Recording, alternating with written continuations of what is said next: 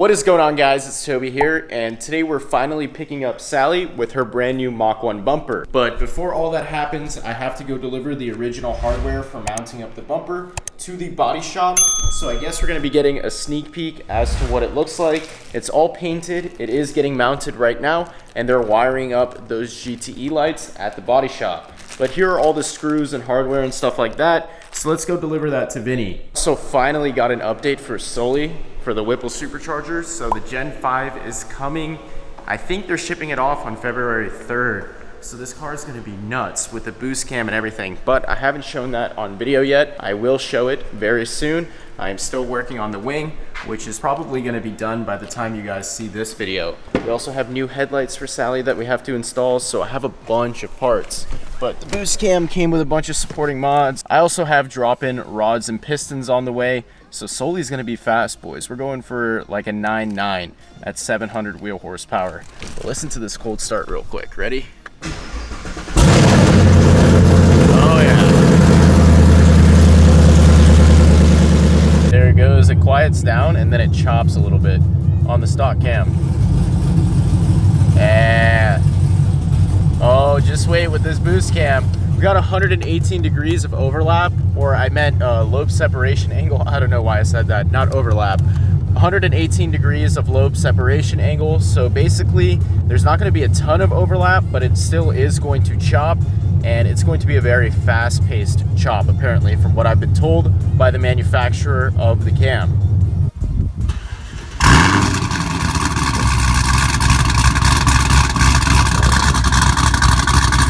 Easy, fellas, we almost hit 40,000 subs, so my goal is to hit 100K by the end of the year at a minimum. You know, like, that's the lower barrier. The upper barrier, I'm trying to hit 200K, so thank you guys so much for supporting. That's absolutely insane. I mean, I owe it to you guys. If I didn't post these videos and I didn't have a good audience like you, then I wouldn't be able to do this type of stuff. And I'd kill it more on TikTok, but we're trying on YouTube. We're getting those numbers up.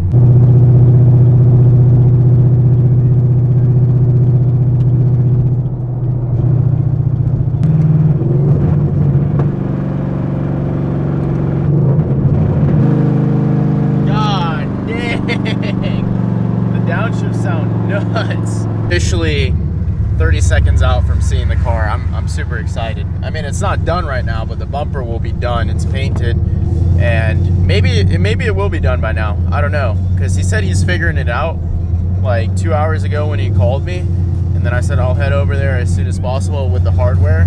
So maybe he's done by now. He said he wanted to get it finished by today. We'll see in a second. There Sally is. So the bumper is not on the car yet, but it looks like it's almost done being assembled. I'm gonna go talk to Vinny real quick and see what he says about it. Yeah, so I'll see if I can get those fog lights. I'll text him, and yeah, find out. And if it's like if it's gonna take some time, yeah, we'll finish assembling it and just pop it off and pop them in. Issue, fellas. So 777 Performance bumper needs aftermarket fog lights. I was not aware of that. I thought the OEM ones transfer over. No one told me about that. So I gotta locate some so we can get that in, and then I don't know, or Vinny doesn't know what to do with the harness for the fog light because it's not even there. So I gotta ask Matt at 777 Performance what to do with that, then we'll go by that. But he said if I can't get fog lights, he's just gonna put the bumper on and then I'll have to remove it and do the work. And if he can, then I'm gonna have to get them to him within the next day so he can do it. But if I can't do that, then he'll just assemble the bumper and put it on, and I'll have to fix it myself with all the lighting. Yeah, so I actually just spoke to Matt, and he said he's gonna send me out the fog lights, the GTE ones. So basically they're gonna be yellow, if we can get a preview. So those are the GTE lights, as you can see right there. You saw that in the video. And then these fog lights right here will also be yellow, so it'll look super sick. He said he's gonna next day ship them or something like that. It's the next day. Vinny called me. Sally is officially ready for pickup, but he couldn't figure out the yellow light wiring. I'm gonna have to do that myself for the GTE lights. But I'm gonna go ahead and call an Uber up because I have nobody to take me. So let's get on Uber real quick, and I'll head over to his shop right now to pick up Sally. I'm super excited. I saw pictures already. Should I show you guys? Maybe I will, if the camera will focus. So this thing looks super mean. I can't wait to see it in person. Saw that meme right there. Oh my God, that is sick. All right, so I'm gonna hop in the Uber. Boy, oh boy, am I excited to see this thing. It's been a couple months since I actually got the bumper from 777 Performance, and I've been waiting a long time, fellas. So when I see it, I'm probably gonna go crazy because the pictures already look insane. I can't wait. That thing looks crazy, so I gotta go talk to Vinny, but he detailed it too. Sheesh. My God. I forgot that I have no AC because I blew off the belt and took the AC compressor stretch belt with it too. So big rips, but I just spoke to Vinny. I'm gonna show more of the car in just a second. He was trying to leave though, so I gotta wrap it up and be quick. And we'll go to a gas station real quick. I gotta go to racetrack actually. I'm almost out of E85. Gotta remember that I'm on the 85 tune in this car, unlike the Camaro. Actually show you guys the bumper because we're not at the crowded gas station playing copyrighted music. So as you can see, we have the GTE lights right there. They're not functional right now. I actually have to take off the bumper to wire them because Vinny said he didn't know how to do it. So I'm just gonna full send and get that done myself. We also have to fix up this gap here in the bumper because this plastic piece is supposed to go further up. So I don't think he mounted that correctly, but it's not a big deal because I already have to take the bumper off. Let me see. I think there's one more flaw in the job. So something's up with the fitment on this headlight right here. It doesn't really fit well. And I'm wondering if that's because I don't have the screw in for the headlight, but I do have those new headlights from Form Lighting. I haven't shown them yet, so I gotta install those and then I'll figure out what's going on with that gap. But it's definitely like headlight related because as you can see, this one comes further out, so it's probably not on the bracket correctly. And I can fix that. Move the car into the actual sunlight so you can see it better because it looked like the lighting wasn't too good. So I'm gonna pull it up here. Hopefully nobody gets mad at me and we can take some more pictures and explain. We found some better lighting here. I had to do some moving of the car. But check it out, man. Jesus Christ. That looks so dope. We gotta fix out the kinks though with that gap on the headlight on that side. It'll be golden, man. It's definitely a mount issue.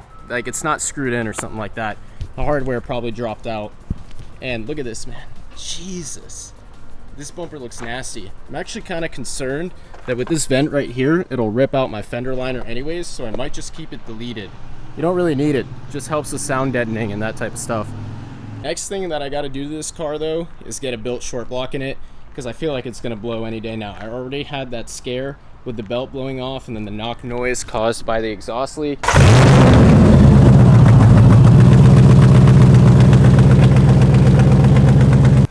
I feel like it's on its last leg, honestly. So before anything catastrophic happens, I really want to get a short block in it. If it does blow, then it'll be down for a long time because I just spent stupid money on the Camaro getting it ready for the boost cam. My AC, I'm freaking dying. But I know this may sound corny, but I'm still going nuts over how good it looks, guys. Like this car is coming together so nice. Wait till I get those new headlights in from Form Lighting. They have a sequential when you turn them on. Oh man. And I'll show them in this video too, along with my boost cam. That's how we'll wrap up this video. So showing my boost cam a little bit, and we'll show the new headlights for this car, and then we'll pick up another vlog of me installing the headlights and figuring out the GTE lights. I'm even gonna lie to you guys right now, I think the bumper might be my favorite mod that I've ever done to this car before, which is crazy because it's just a simple bumper. I mean, just wait at nighttime, I'll get a video with the lights in. Jesus, man. That'll look so mean with the yellow lights. And then I saw S550 Euros sells the clear version of these instead of having the orange because these are turn signals and fog lights. Your fog lights are right here. This is your turn signal, but usually that's orange and you can get it white or clear, the Euro version. So I might have to pick those up. This is nuts. I'm gonna pick up this vlog with showing these headlights and then I'm gonna do a separate vlog of installing them. So these are from Form Lighting. If you guys wanna check them out, I'll link them down in the description below. But here's another accurate representation of what they'll look like. And yeah, we're gonna throw them in a separate vlog now. As promised, we're gonna be taking out this cam right here and doing a quick unboxing. I'm using the iPhone because I left the camera in the car and we're short on time.